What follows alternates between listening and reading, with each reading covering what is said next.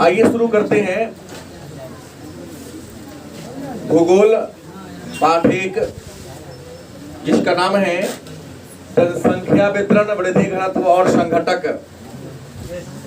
पिछले 2 दिनों से हम लोग इसी चैप्टर पर परिचर्चा करते आ रहे हैं, लेकिन एक विशेष बात मैं आपको बता दूं कि ये जो टॉपिक है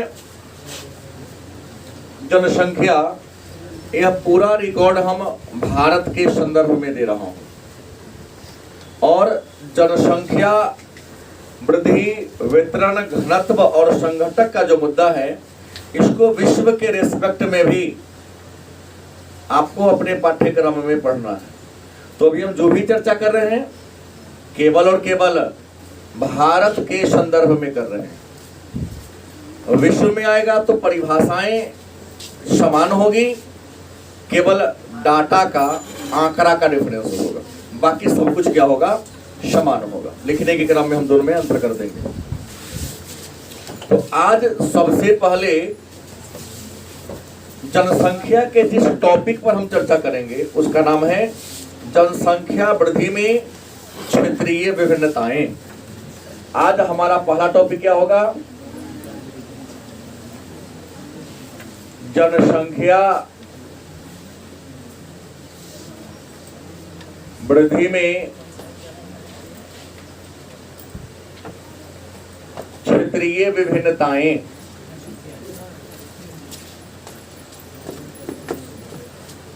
जनसंख्या वृद्धि में क्षेत्रीय विभिन्नताएं। भारत एक संघात्मक शासन व्यवस्था वाला देश है और आप सबको इस बात की पूरी जानकारी है। आप सब जानते हैं कि भारत में 28 राज्य और 8 संघ राज्य हैं। भारत में 28 राज्य और 8 संघ राज्य हैं। लेकिन क्या आपको पता है कि सभी राज्य में ना तो जनसंख्या समान है और ना ही जनसंख्या वृद्धि का दर समान है। गलत है, सही? इन 28 राज्य में या 8 केंद्र शासित प्रदेश में ना तो जनसंख्या समान है और ना ही जनसंख्या के बढ़ने का दर, जनसंख्या के बढ़ने का प्रतिशत क्या है, समान है। जनसंख्या के वृद्धि के आधार पर भारत के जितने राज्य हैं उन राज्यों को 3 वर्गों में बांट सकते हैं। पहला, उच्च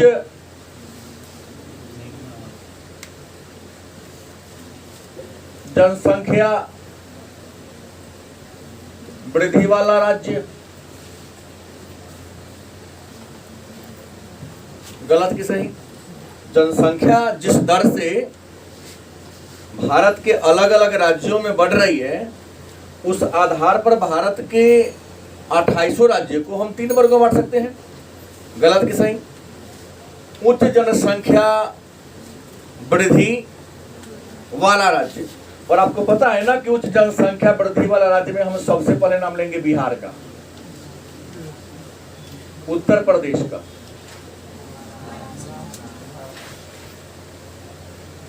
कई हैं, 1-2 उदाहरण दिया हूं। गलत कि सही? और बिहार में भी 38 जिला है।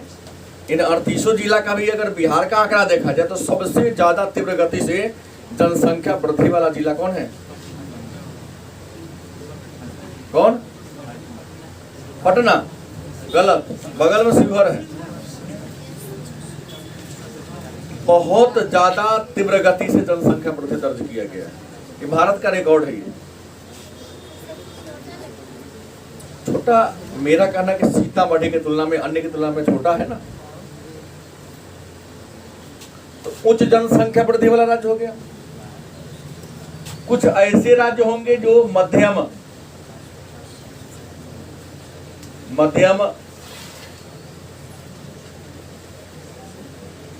जनसंख्या वृद्धि वाला राज्य। भारत के कुछ ऐसे राज्य हैं जिनका जनसंख्या वृद्धि दर क्या है? मध्यम है। अंदर आ जाइए। अब सवाल है कि तो मध्यम जनसंख्या, मध्यम का मतलब होता है बीच। बात कर लो 2 मिनट, क्या दिक्कत बोलिए। किस क्लास में पढ़ेगा? सुजीत से कम है। पहले पढ़ ली, बाद में बात करेंगे। पढ़ जाइए, अंदर आ जाओ ना, क्या क्या देख लीजिए सुजीत। मध्यम जनसंख्या वृद्धि वाला राज्य क्या है? मध्यम। कुछ ऐसे राज्य हैं जिसका जनसंख्या वृद्धि का दर बहुत ज्यादा उच्च नहीं है, मध्य बीच का है। जैसे गुजरात, महाराष्ट्र, नाम क्या जाएगा? गुजरात, महाराष्ट्र और भी कई हैं। इन सब का मध्यम जनसंख्या वृद्धि का दर है। और कुछ ऐसे राज्य हैं, जैसे ले लो अपना निम्न,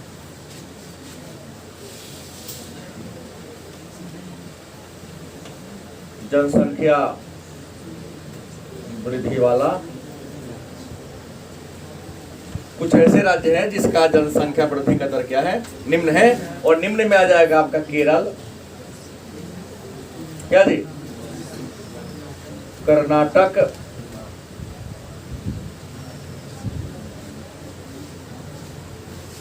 और मालूम एक तो और मैं यहां दे सकता हूं, नकारात्मक जनसंख्या वृद्धि वाला राज्य, जहां जनसंख्या का 10 की वृद्धि दर नेगेटिव हो गई है, उसमें नाम आएगा आपका नागालैंड का। क्या जी? एक और ले सकता हूं, नकारात्मक, नेगेटिव में चला गया है। धनात्मक तो ऋणात्मक जनसंख्या वृद्धि वाला राज्य है। और निरात्मक कौन होगा? बढ़ा है। कैसे बढ़ा? पीछे की ओर बढ़ा है। डाटा 2011 का आप देख लेंगे, उसमें नेगेटिव माइनस दिखा गया इसके सामने, लिख देगा बढ़ा है, लेकिन क्या बढ़ा है? माइनस से बढ़ा है। अब प्रश्न है, ये जो जनसंख्या में क्षेत्रीय विभिन्नता है, इस क्षेत्रीय विभिन्नता का रीजन क्या है? आपके मन में एक प्रश्न होगा। हमने बांट दिया उच्च जनसंख्या वृद्धि वाला राज्य, नाम दे दिया उत्तर प्रदेश, बिहार, पश्चिम बंगाल, आंध्र प्रदेश से बहुत तेज गति से बढ़ रहा है। मध्यम है गुजरात, महाराष्ट्र, यहां भी जनसंख्या बढ़ रहा है, लेकिन मध्यम दर से। निम्न में हम दो हमारे एक वाला फॉलो कर रहा होगा, गलती की सही? हाँ है। और नकारात्मक में मतलब जनसंख्या, अगर पिछले दशक में जनसंख्या वृद्धि का दर अगर मान लो 13% था, इस वर्ष भी बढ़ा है लेकिन 11% हो गया है। 2% क्या की गिरावट दर्ज की गई है, तो नकारात्मक। अब सवाल है कि जनसंख्या के इस क्षेत्रीय वृद्धि के क्षेत्रीय विभिन्नता का रीजन क्या है? तो इन क्षेत्रीय विभिन्नता के रीजन में अगर हम पहला नाम लेंगे तो शिक्षा का स्तर का। क्या जी? जनसंख्या जो बढ़ रही है अलग अलग दर से, इसमें सबसे महत्वपूर्ण योगदान किसका है? अगर उच्च जनसंख्या वृद्धि है तो बिहार में शिक्षा का स्तर निम्न है। गलत कि सही? दूसरा स्थान हम लेंगे रहन सहन का स्तर। रहन सहन का स्तर, रहन सहन का स्तर भी इसको प्रभावित कर रहा है। चौथा हम नाम ले लेंगे धर्म, तीसरा धर्म। यह भी जनसंख्या के बढ़ने का एक अलग अलग लेवल में बढ़ने के लिए महत्वपूर्ण जिम्मेवार कारक है। और चौथा मैं एक ले सकता हूं आर्थिक स्थिति। आर्थिक स्थिति क्या जी? देखिएगा, जो ज्यादा संपन्न है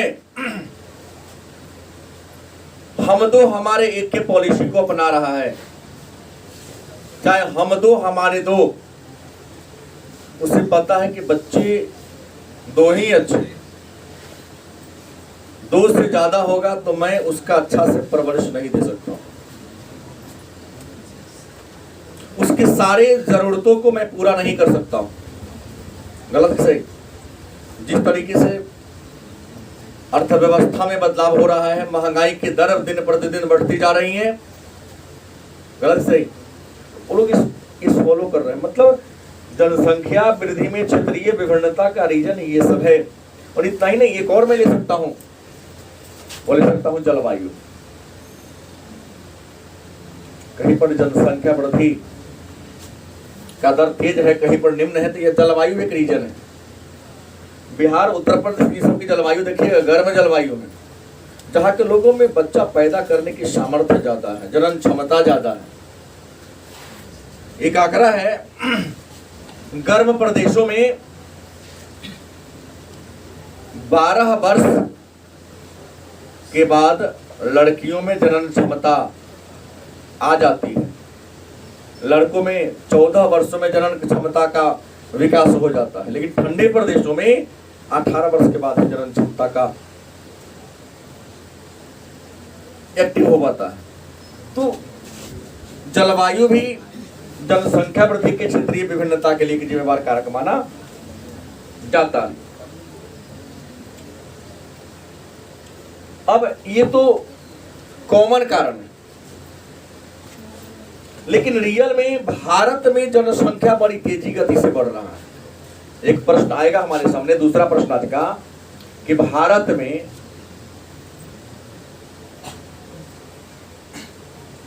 तीव्र जनसंख्या वृद्धि के कारण भारत में बड़ी तेज गति से जनसंख्या बढ़ रही है, इसको आप इनकार नहीं कर सकते। गलत कि सही? तो भारत में यदि जनसंख्या बड़ी तेज गति से बढ़ रही है, इसके पीछे रीजन क्या है? अनेक सारे रीजन हैं। इसमें पहला रीजन मैं आपको बता सकता हूं, कम उम्र में विवाह।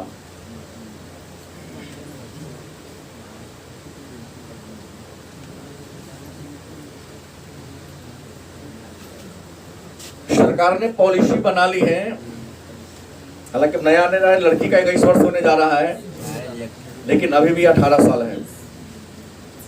कई बार ग्रामीण क्षेत्रों में जाने का अवसर मिलता है, मौका मिलता है। इस बार तो 3 ऐसी शादियां में मैं गया, हालांकि कहेंगे कि सर आप पढ़े लिखे हैं, आपको ऐसी जगह रोकना चाहिए, विरोध करना चाहिए, लेकिन नहीं चल सकता ये सब।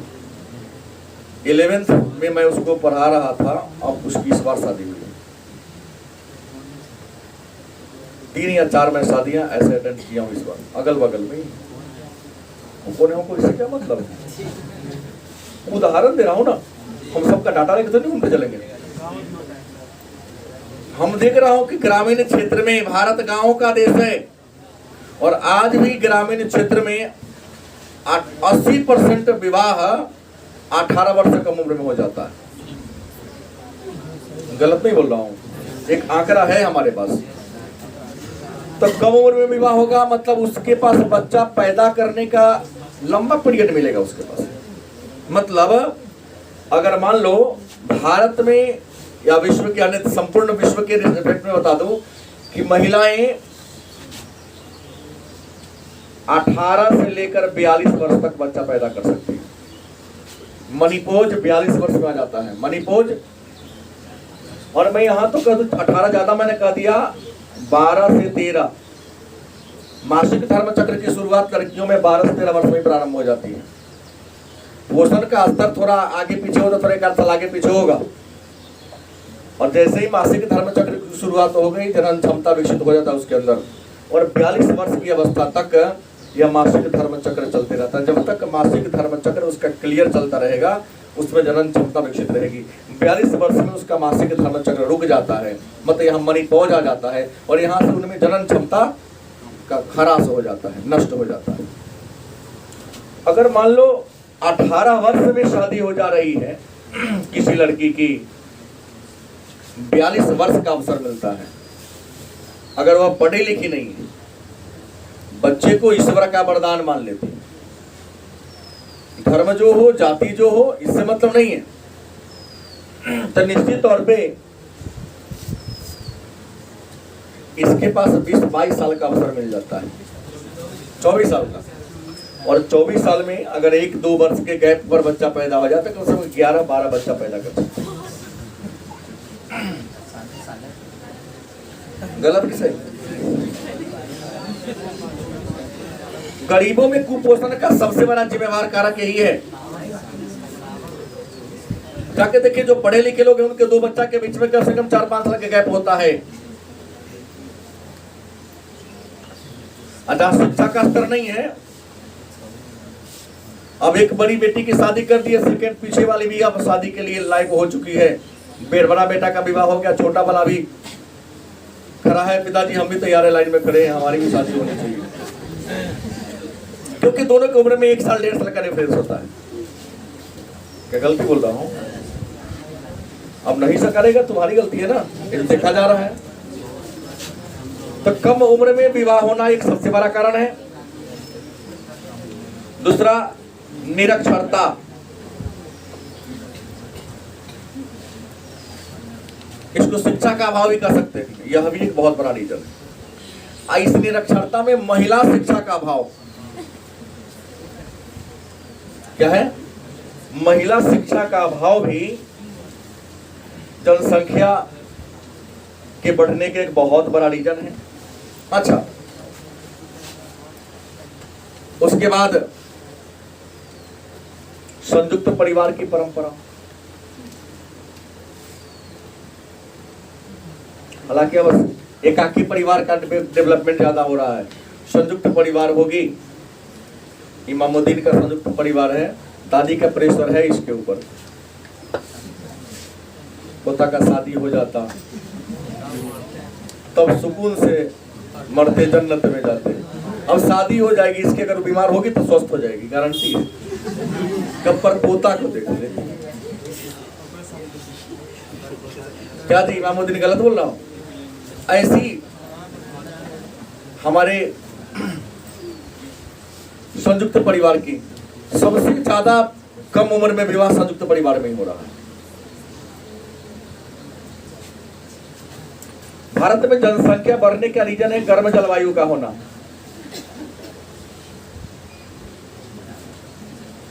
क्या जी? और भी कारण है, मनोरंजन के साधनों का अभी भी अभाव है।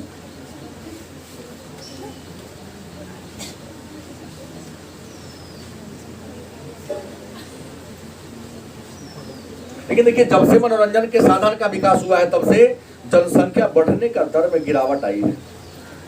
क्योंकि जब तक गांव में बिजली नहीं थी, ये एंड्रॉयड मोबाइल नहीं था, विवाह के बाद मनोरंजन का साधन बीवी हुआ करती थी, तो बच्चा तो पैदा हो गया। क्या अब देखिए ना, खूब बिजली रह रहा है, काम करके लोग आते हैं, टेलीविजन चलेगा, अब देखते थे कब नींद आ गई पता नहीं चला। जनसंख्या वृद्धि का दर देखिए 1990 ईस्वी के बाद गिरावट दर्ज की जा रही है कि नहीं की जा रही है। 90 के 91 से 2001 देख लो, 2001 से लेकर 2011 देख लो, और 11 से 21 में देखना बढ़ा है, लेकिन प्रतिशत में क्या आई है? तो बहुत सारे रीजन हैं। जरूरी नहीं कि पुस्तक में जो रीजन लिखा वही सत्य है, उसके अतिरिक्त भी आप अपने से दे सकते हैं जो गलत नहीं। तीसरा, एक और नया रीजन दे रहा है, युवाओं की ज्यादा संख्या। युवा जिसे किशोर भी कहते हैं।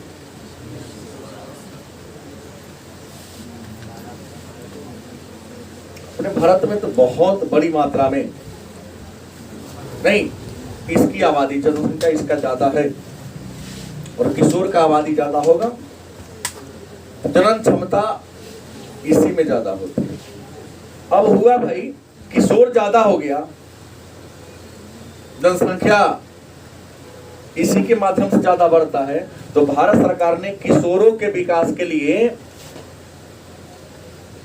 जनवरी 2014 ईस्वी में, कब जनवरी 2014 ईस्वी में एक। हाँ सर जी नमस्कार। मैं क्लास में फोन करे थे क्या सर? क्या बोलिए ना बोलिए।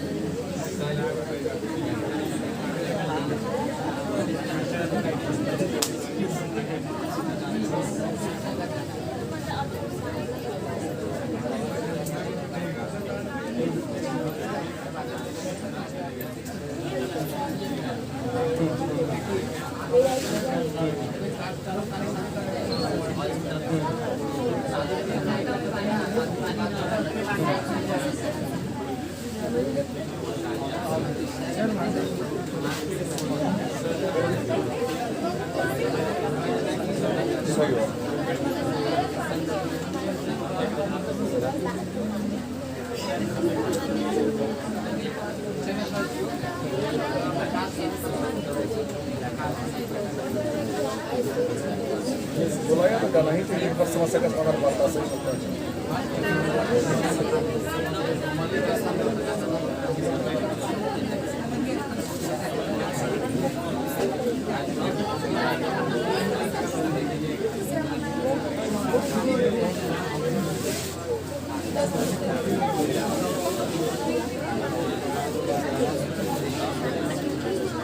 सही बात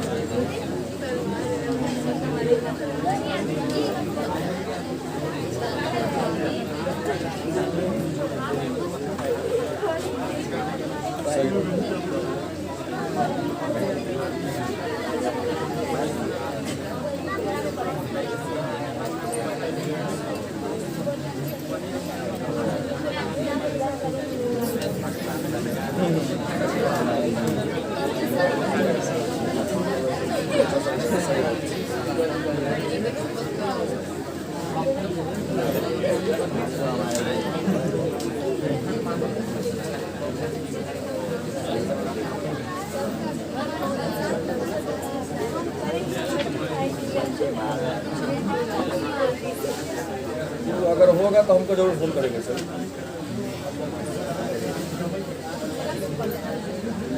तो जाना उचित है।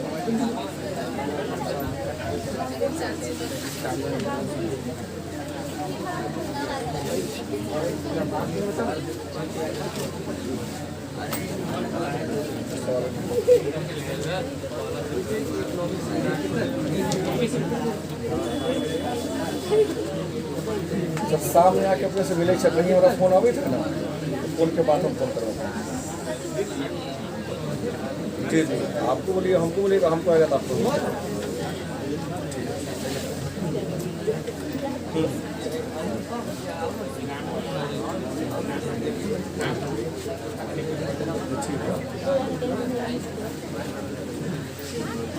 तो समाधान हो जाएगा सर। इसमें वार्ता के लिए कोई किसी से मिल सकता है।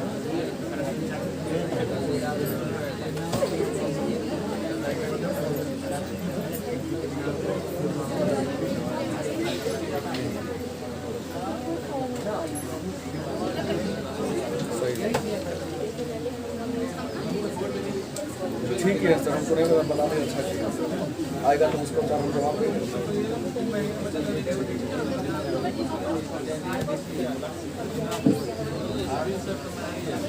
अरे बुआरे इन्हें ध्यान दो। 2014 में युवाओं की संख्या ज्यादा थी नहीं, और युवाओं के लिए सरकार के पास कोई नीति नहीं थी, बेरोजगारी का दर ज्यादा था। सरकार ने सोचा कि अगर जनसंख्या वृद्धि पर कुछ नियंत्रण करना होगा तो हमें युवाओं के लिए कुछ न कुछ नीति का निर्माण करना होगा, क्योंकि यदि युवाओं के लिए नीति का निर्माण कर दिया जाए तो निश्चित तौर पर जनसंख्या वृद्धि पर भी नियंत्रण पाया जा सकता है, साथ ही साथ देश के विकास दर को बढ़ाया जा सकता है। तो भारत में पहली बार, क्या बोले हैं, भारत में पहली बार युवाओं के लिए एक नीति की घोषणा की गई, जिसका नाम था राष्ट्रीय युवा नीति। कौन नीति?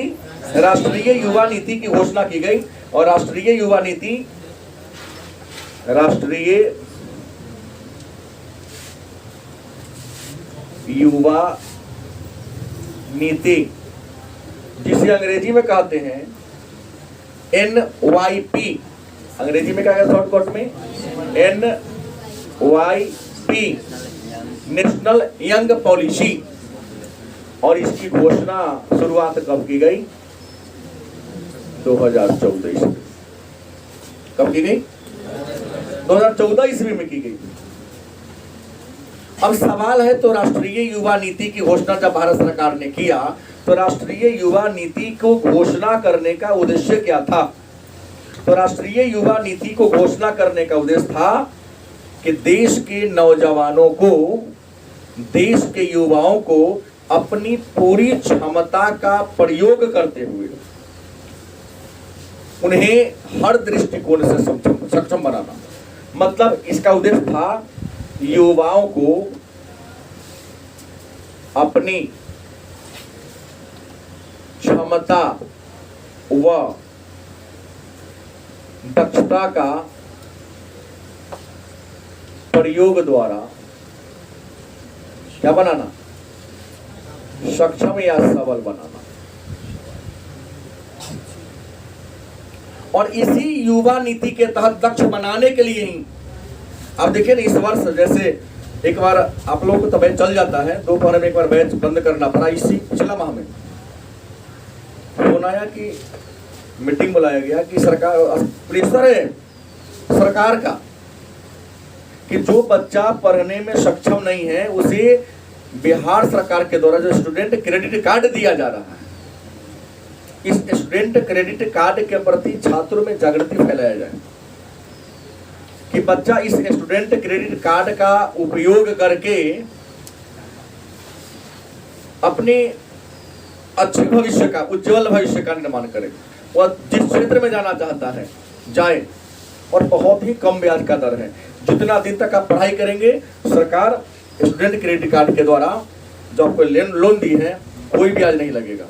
नौकरी हो जाने के बाद भी 2 साल तक वेटेज मिलता है। और सबसे बड़ी बात है, युवाओं के मन में डर है कि कहीं हम उस बैंक से कर्ज ले लिए, नहीं सदाए तो बैंक वाला आएगा तो हमारे कुर्की जब्ती करेगा। तो बता दूं, ये जो सरकार लोन दे रही है या कोई बैंक नहीं दे रही है। स्टेट बैंक के मतलब कोई भी राष्ट्रीयकृत बैंक है, उस बैंक का पैसा बिहार सरकार के अपना आयोग है, वह संस्था पैसा दे रही है। हमारे माननीय नीतीश कुमार जी ने तो यह भी कह दिया, अगर नौकरी नहीं लगी तो पैसा नहीं दो। हम बात गए तो कहां से देगा? तो पढ़ लिख लिया, पेपर में कटिंग है उसका। नालंदा या कहीं पर भाषण देने गए थे, कह दिए कि अगर तुमसे पैसा ले लिए, नहीं करते हो, नहीं देने में सक्षम हो, तो हम पैसा तुम माफ कर देंगे। क्या दिक्कत है लेने में?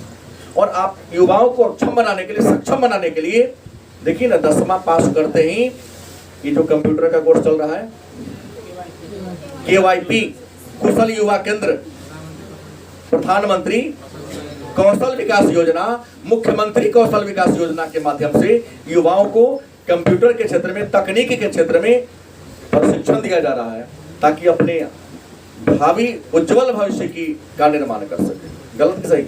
अलग बात है कि आप लोग उसमें नाम लिखाए हैं, और जरूर नाम लिखाना चाहिए, नहीं लिखाए वो, उससे पैसा नहीं लगता है। शुरू में शायद 1000 रुपया लेता है, बाद में वो पैसा वापस भी कर देता है 2 महीना के बाद, 3 महीना के बाद। लेकिन हमारे बच्चे की एक विशेषता है, नाम तो लिखा लेते हैं, वहां पर जाके गेम वगैरह खेलना शुरू, गाना वाना सुनना शुरू कर देते हैं, वीडियो कट पेस्ट करना शुरू कर देते हैं। अब सरकार की योजना कुछ सोच और है, और हमारे युवाओं की सोच कुछ और है। अब मेरे पास, हाँ, आपके पास तीसरा प्रश्न क्या आएगा? हाँ बोलिए, क्या प्रश्न है? मैं पूछना चाह रहा था कुछ। क्या बोले हैं? नहीं, एक बार लेंगे, फिर सधाने के, फिर दूसरा लोन लेंगे। इन्हें के लोन पर लोन सरकार नहीं देगी आपको, सधाने के बाद देगी। आप ग्रेजुएशन करने के लिए भी लोन ले सकते हैं। अब ग्रेजुएशन के लिए लोन लेंगे तो आपके हाथ में पैसा नहीं मिलेगा। कॉलेज का जो चालान होता है, चालान जाके जमा कीजिएगा, वह ट्रांसफर कर देगा। हाँ, आपको लॉज के नाम पर, मेस के नाम पर हर शहर का वर्गीकरण किया गया है कि सीतामढ़ी में रूम लेके रहेंगे तो कितना महीना आपको मिला जाएगा। मोटा मोटी सीतामढ़ी के लिए 2500 से 3000 रुपया महीना है। पटना में कितना आपको मिलेगा? दिल्ली रहते हो तो रूम रेंट के नाम पर आपको हर महीना कितना देगी। तो वर्गीकरण शहर के सुविधा के आधार पर सरकार ने वर्गीकरण किया है। यहाँ पे मिलेगा पैसा, वही मिलेगा जो खाने के लिए आप मिलता है, रूम रेंट के नाम पर मिलेगा। बाकी कॉलेज का फी आपके हाथ में नहीं मिलेगा कि मोबाइल जाके खरीद लीजिएगा। क्या जी? यहाँ तो लोन पे फोन होता है। लोन पे फोन क्या होता है हम बहुत बाद में समझे। अच्छा, लोन पर फोन मिलता है, हमको लगा नया कोनो कंपनी के पर जा रहा है लोन पे फोन। अब तीसरा प्रश्न मेरे पास आता है, जनसंख्या संगठन। जनसंख्या संगठन 2 नंबर का प्रश्न आता है, जनसंख्या संगठन क्या है? तो कहता है किसी देश की जनसंख्या को लिंग, भाषा, धर्म, प्रजाति, व्यवसाय, शिक्षा,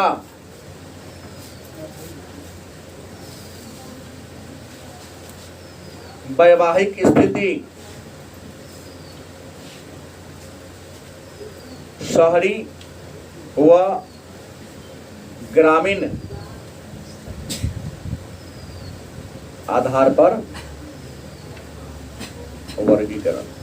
मतलब किसी देश की जनसंख्या को लिंग के आधार पर, भाषा के आधार पर, धर्म के आधार पर, प्रजाति के आधार पर, व्यवसाय के आधार पर, शिक्षा स्तर के आधार पर, विवाह की स्थिति के आधार पर, शहरी क्षेत्र या ग्रामीण क्षेत्र में रहने के आधार पर जो बंटवारा किया गया है, उसी बंटवारा को हम जनसंख्या संघटक के नाम से जानते हैं। गलत किसे? कोई दिक्कत? मतलब किसी देश की जनसंख्या को लिंग, भाषा, धर्म, प्रजाति के आधार पर बंटवारा किया गया है ना। उसको क्या कहेंगे? तो सबसे पहला एक प्रश्न मेरे सामने, पूरा एक चौथा प्रश्न आ जाएगा कि लिंग अनुपात क्या है। लिंग अनुपात, जिसको हम लिंगानुपात भी कहते हैं,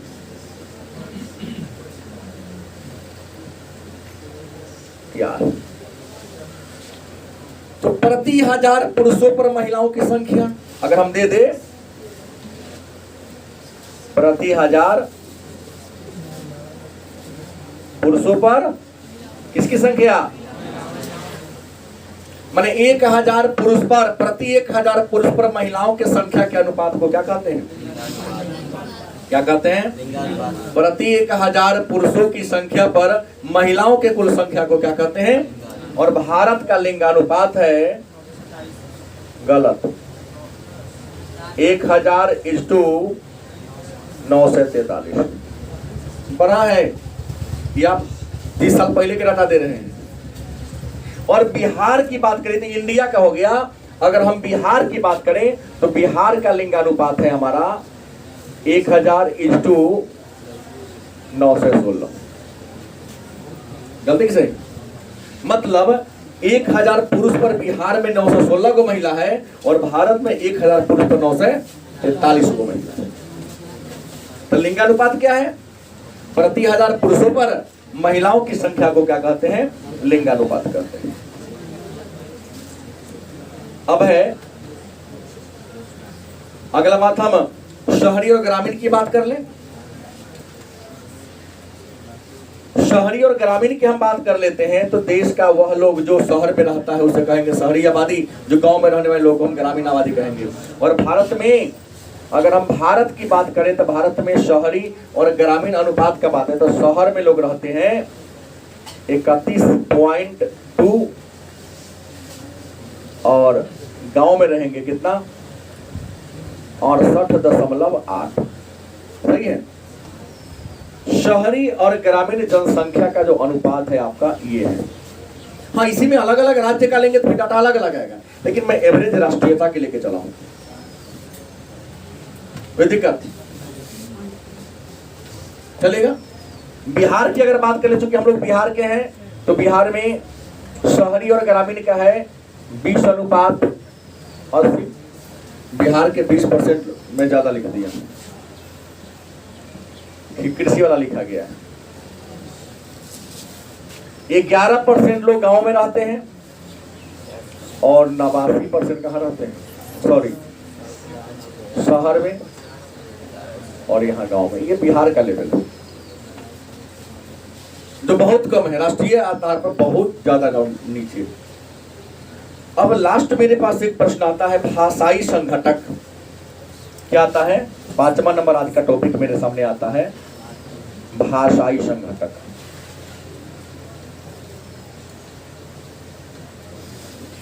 किसी देश की जनसंख्या को भाषा के आधार पर किया गया वर्गीकरण भाषाई संघटक कहलाता है। किसी देश की आबादी को भाषा के आधार पर किया गया वर्गीकरण क्या कहलाता है? भाषाई संघटक कहलाता है।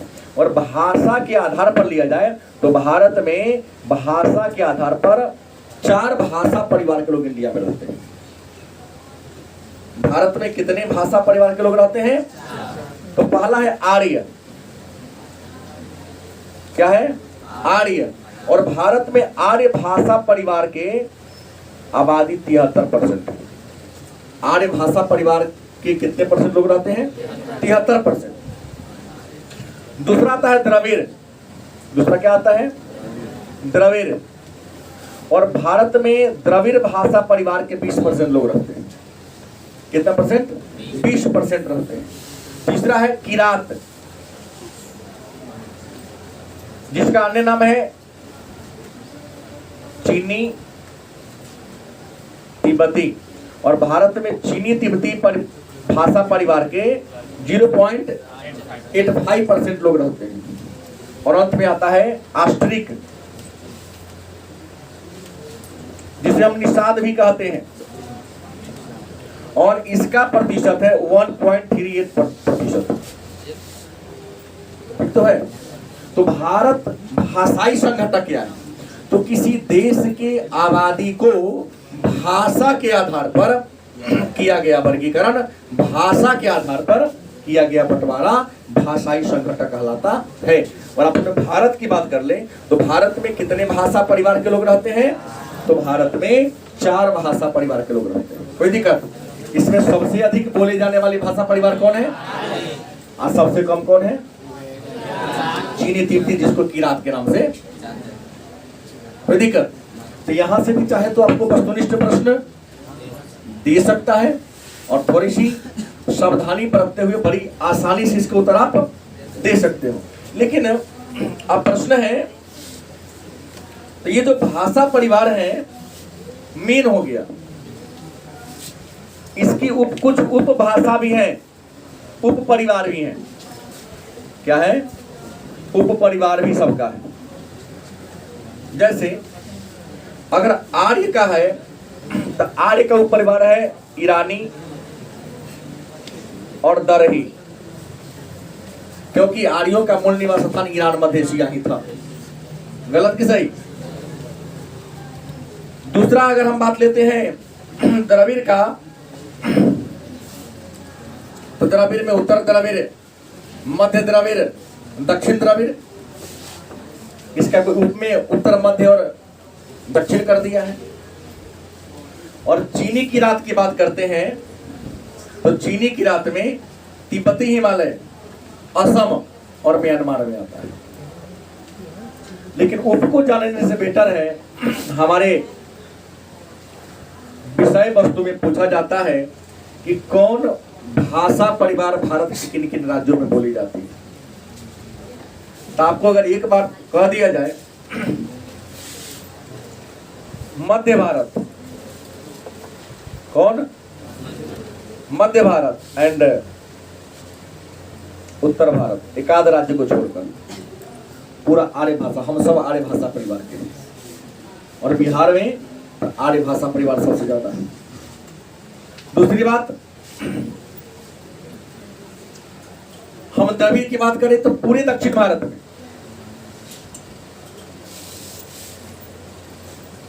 कर्क रेखा से नीचे केरल, कर्नाटक, तमिलनाडु, आंध्र प्रदेश, ये जो राज्य हैं यहां ही भाषाएं बोली जाती है। पूर्वोत्तर की बात करें, पूर्वोत्तर में 8 राज्य हैं, तो पूर्वोत्तर के अधिकांश राज्यों में चीनी तिब्बती और किरात भाषा के बोलने वाले की आबादी ज्यादा है अन्य इन की तुलना में। और ये जो निषाद है यह पूर्वोत्तर भी है और अंडमान क्षेत्र में भी इन भाषा परिवार के बोलने वाले लोगों की क्या है? आबादी ज्यादा है। छठा आज का टॉपिक आएगा धार्मिक संघटक। क्या है? धार्मिक संघटक मतलब किसी देश की आबादी को धर्म के आधार पर किया गया वर्गीकरण। धार्मिक संघटक क्या है? तो किसी देश की आबादी को धर्म के आधार पर किया गया बंटवारा, धर्म के आधार पर किया गया वर्गीकरण धार्मिक संगठन कहलाता है। और संसार में जितने भी धर्म हैं उन सभी धर्मों का लोग अन्य देश में रहे चाहे ना रहे, इंडिया में जरूर रहता है। लेकिन भारत में धार्मिक संगठन की बात करें तो सबसे बड़ा धार्मिक समुदाय इंडिया में है हिंदू। क्या है? हिंदू। और आपको बता दें 79.8% 2011 का जनगणना है हिंदू की आबादी। दूसरा बात करते हैं मुसलमान की। मुसलमान की बात करें तो देश में 14.2% आबादी किसकी है? मुसलमान की है। तीसरा हम ईसाई की बात करें तो ईसाई की आबादी है 2.3%। सिख की बात करें तो सिख की बात है 1.7% है। पांचवें बौद्ध की बात करते हैं तो बौद्ध धर्म की आबादी 0.7% है। जैन की बात करें तो जैन धर्म की आबादी 0.4% है। इसके अलावा पारसी धर्म भी है। सातवां कौन है? और पारसी की तो पूरे देश में मात्र 73% आबादी है। 73,000 है आबादी इसकी। अब भले ही 80 तक चल गया हो, और पारसी भारत के एक ही राज्य में रहता है, वह केवल महाराष्ट्र में। कहाँ रहता है? महाराष्ट्र में। और इसकी आबादी हमको नहीं लगता है कि 0.1% से ज्यादा हो। और कुछ अन्य क्षेत्रीय छोटी छोटी धर्म हैं जिनके बारे में नाम तो नहीं है, लेकिन है, जिनकी आबादी अन्य की अगर हम बात कर लें, अन्य धर्म भी है 0.2%। ये तो किसी देश की आबादी को धर्म के आधार पर किया गया वर्गीकरण क्या कहलाता है? गलत सही? हाँ, जिनकी आबादी कम है अल्पसंख्यक आएगा, लेकिन भारत में अल्पसंख्यक की परिभाषा ही गलत है। अल्पसंख्यक का परिभाषा मेरे ख्याल से पूछा जाए तो क्षेत्र और प्रदेश के आधार पर होना चाहिए। जहां पर जिसकी आबादी कम हो उसे अल्पसंख्यक का दर्जा दे दिया जाए। नहीं, कई क्षेत्र में मुसलमान 97% आबादी है और वहां अल्पसंख्यक मुसलमान है। 2.5% हिंदू बहुसंख्यक हो गया और 97.5% मुसलमान अल्पसंख्यक हो गए। तो परिभाषाएं अल्पसंख्यक का होता है जिसकी आबादी कुल आबादी में क्या हो, अल्पसंख्यक कहा जाएगा। लेकिन मेरे ख्याल से इसका वर्गीकरण अगर प्रादेशिक किया जाता, क्षेत्र विशेष के आधार पर किया जाता तो ज्यादा बेटर होता। गलती सही, लास्ट लेवल पर मुसलमान, बौद्ध, जैन, सिख, ये सब अल्पसंख्यक है। अब है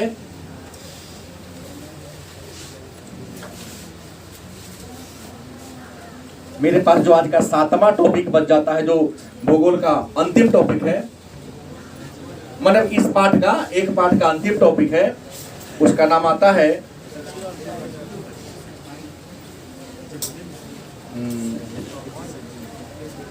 भाषा, लिंग, धर्म, व्यवसाय, व्यावसायिक।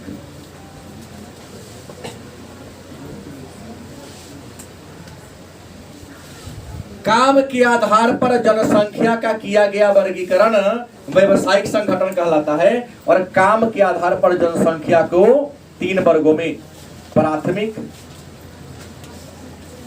क्या जी, द्वितीयक और तृतीयक, है ना। लेकिन 8वां मेरे पास प्रश्न था, श्रमजीवी। श्रमजीवी कहते किसे हैं? जो श्रम करके, लेबर करके, मेहनत मजदूरी करके अपना जीवन यापन चलाता, उसे कहते हैं श्रमजीवी। वह व्यक्ति जो श्रम करके, लेबर करके, मजदूरी करके अपना जीवन यापन करता, उसे क्या कहते हैं? श्रमजीवी कहते हैं। और भारत में ये जो श्रमजीवी है, यह 2 प्रकार के हैं। श्रमिक कितने प्रकार के हैं? 2 प्रकार के श्रमिक है। पहला एक आता है मुख्य श्रमिक, दूसरा आता है सीमांत श्रमिक। पहला कौन है? मुख्य श्रमिक। दूसरा कौन है? सीमांत श्रमिक। प्रश्न होगा मुख्य श्रमिक किसे कहेंगे? तो मुख्य श्रमिक उस श्रमिक को कहेंगे जिसे वर्ष में कम से कम 183 दिन रोजगार मिलता है। आज इसे 183 दिन रोजगार नहीं मिल पाता है। वह लेबर, वह श्रमिक जो वर्ष में कम से कम 183 दिन रोजगार करता है, काम करता है, उसे मुख्य श्रमिक कहेंगे। और वह श्रमिक जिसे वर्ष में 183 दिन रोजगार नहीं मिलता, उसे कम रोजगार मिलता है, उसे हम सीमांत श्रमिक के नाम से जानते हैं।